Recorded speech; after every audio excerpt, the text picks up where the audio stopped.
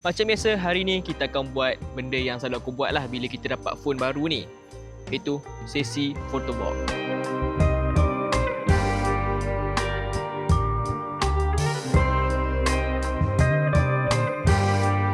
Tapi kali ni aku tak nak buat dengan phone flagship, aku nak buat dengan telefon terbaru pada Honor, iaitu Honor 600 Pro, a mid-range or even a flagship technically kat sini lah. Honor panggil telefon ni accessible flagship. So jom kita tengok macam mana powernya kamera Honor 600 Pro ni. Boleh pergi ke tak boleh pergi? Jom. Tapi macam biasa sebelum aku buat photo walk, aku nak cerita terlebih dahulu lah pasal spek telefon ni. Walaupun di siri N, tapi jangan pandang rendah sebab hardware dia memang dah level flagship. Kamera utama dia 200 megapiksel dengan sensor 1 suku inci paling besar dalam kelas dia. Jadi light sensitivity dia memang tinggi untuk hasilkan gambar yang bersih dan juga cantik. Lepas tu dia juga ada lensa periscope 50 megapiksel yang boleh zoom sampai 120 times. Memang satu lonjakan yang agak besar kalau kita nak compare dengan model sebelum ni, which is Honor 400 Pro tu. Image stabilization pun grade SIPA 6.5 setara dengan Magic 8 Pro sebelum ni. Bukan takat kamera je kat sini, bahagian skrin dengan bateri pun dia orang bagi upgrade padu. Smooth gila. Overall spec wise memang dah taraf telefon flagship dan aku puas hati sebab guna sangat smooth kat sini. Dan aku tak perasan mana-mana lag sepanjang aku guna. Oh, even waktu panas tu, di mana korang tahu lah bila panas phone akan start lag kan. Telefon ni still smooth dan tak ada isu sangat pun. So sekarang ni kita jalan-jalan dekat Taman Botanika Kuala Lumpur ni. Tak silap aku nama dia macam tu lah. Aku panggil Taman Tasik Kuala Lumpur je. So untuk testing ni simple je. Kita akan main dengan dia punya 1 times, 2 times, 3.5 times, 7 times sampai 10 times. Ambil gambar semua, tapi most focus aku ada dia punya telefoto lah. Sebab telefoto dia ada, orang kata SIPA 6.5 tu yang power. Tapi mostly aku akan fokus dekat dia punya telefoto sebab aku suka ambil gambar telefoto. But sini tempat macam-macam ada. So we can play around and see lah apa yang best kat taman ni. Aku selalu pergi taman kalau aku nak shoot content. So aku akan guna aku punya DJI Osmo Nano untuk buat POV shot lah. Sekarang ni lebih kepada vlog style. Sembang-sembang, tak ambil gambar lagi. Tadi aku ambil. So aku akan main dengan dia punya filter semua. So just have fun bila ambil gambar ni. Sebab aku tak perlu ambil serius sangat.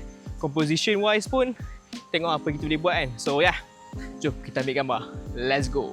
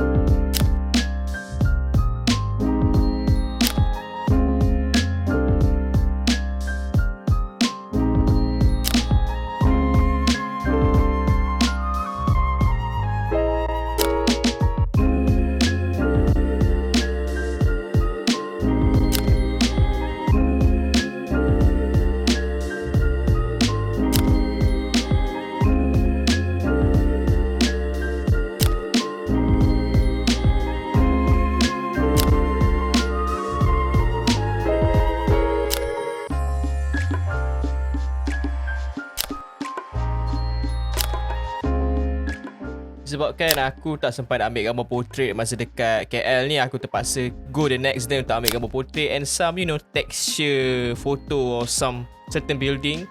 And ni semua hasil gambar dia lah. Aku rasa cantik juga lah sebab aku main macam-macam filter kat sini.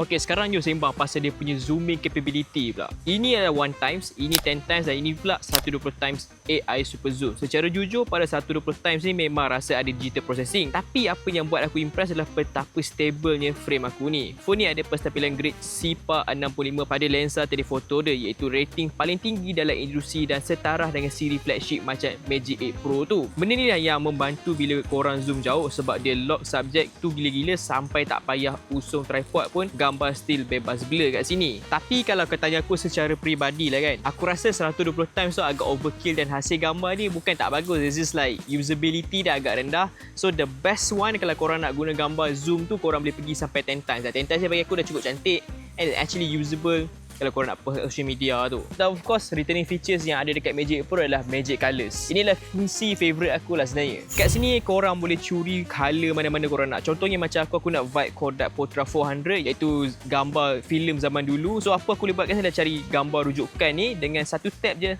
Terus tone warna gambar aku berubah menjadi warm dan white film yang sangat estetik kat sini lah. Senang gila nak buat style sendiri. Kalau korang ada spesifik gambar ataupun looks yang korang cari, search dekat Google gambar dari filem ataupun spesifik gambar dengan warna yang menarik, paste dekat Magic Color ni dan 70% of the time warna dia boleh jadi. Tapi tengok jugalah kawasan yang korang ambil. Kalau kawasan gelap tapi kau ambil shoot dekat siang, tak jadilah. Tapi kalau korang go for spesifik benda yang korang nak kan tu, most of the time dia akan nampak sebiji lah warna dia tu. So that's something fun to play around dengan Magic Color ni. Lagi satu features yang aku suka dekat Honor ni lah dia punya film simulation. Selalu fungsi ni dah start daripada Honor 400 series lagi, but kali ni diorang improve tambah dekat dia punya main camera. Maksud aku bukan portrait sajalah, dia punya normal mode pun dah boleh guna. So ada banyak gila simulation korang boleh guna kat sini. Bukan setakat warna je tapi dia siap ada green sekali. Nampak lebih organik, tak adalah nampak macam digital sangat hasil gambar tu. Antara favourite aku kat sini lah macam rich negative, classic negative or even nostalgic negative. Tapi mostly aku suka negative sebab warna dia nampak lebih cinematic. But it's up to you lah korang nak main macam mana, clear positif ke, sebab warna dia memberikan tone yang berbeza. So it is something yang bukan semua orang akan suka, but for me I like it a lot lah kat sini. So macam biasa bila dah settle shooting semua, of course lah kita nak guna AI dia untuk perbaiki gambar-gambar yang mungkin tak cantik tu. Contohnya macam ada orang foto bom ke ataupun ada subjek-subjek yang mungkin kita tak nak guys. So korang kat sini boleh guna AI dia yang bagi aku agak power jugalah. Apa yang aku boleh buat kat sini, aku cuma type dan suruh dia buang orang kat belakang tu dan boom, bersih. Sesuai sangat untuk orang yang nak post cepat kat social media. Tapi bukan takat tu je, banyak lagi benda korang boleh buat dengan fungsi AI ni. But itu kan aku cerita dalam video yang lain lah. But overall dia tak ada limit dengan apa yang korang nak buat dengan AI dia ni. Kalau korang nak gerakkan gambar ke video boleh, korang nak extend gambar boleh dan macam-macam lagi. So limitation tu agak limitless lah kat sini. So give it a try kalau korang yang pakai phone ni nanti. So sebagai kesimpulan dekat sini, Honor 600 Pro ni memang satu massive upgrade lah kalau kita nak compare dengan model sebelum ni. Dan kalau kau tengok balik, spek dia dah tanda-tanda flagship dah.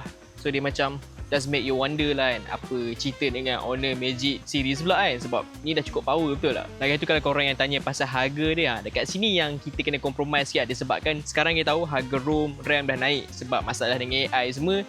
And of course tahun ni harga dah akan naik jugalah. Plus dia punya chipset, dia punya semua benda pasal phone ni pun dah boleh kata level-level power. So kenaikan harga tu memang akan berlaku lah kat sini. So untuk harga dia mungkin kita tak tahu, kita tunggu 22 hari bulan nanti ataupun 21, aku tak ingat hari mana satu. Kat situ dia orang akan beritahu harga dia lah. But for sure harga dia takkan sama macam model tahun lepas. So itu benda yang korang kena take note kat sini lah kalau korang nak beli. But overall kalau tanya aku, walaupun harga naik, phone ni still berbaloi lagi disebabkan apa ni tawarkan dari segi spek tu memang dah berbaloi gila. Kalau korang nak tahu lebih lanjut pasal telefon ni, korang tunggulah launch date nanti aku akan cerita pasal telefon ni sahaja dekat short ataupun dekat TikTok tu. So itu saja daripada aku, Imran. Assalamualaikum. Bye bye.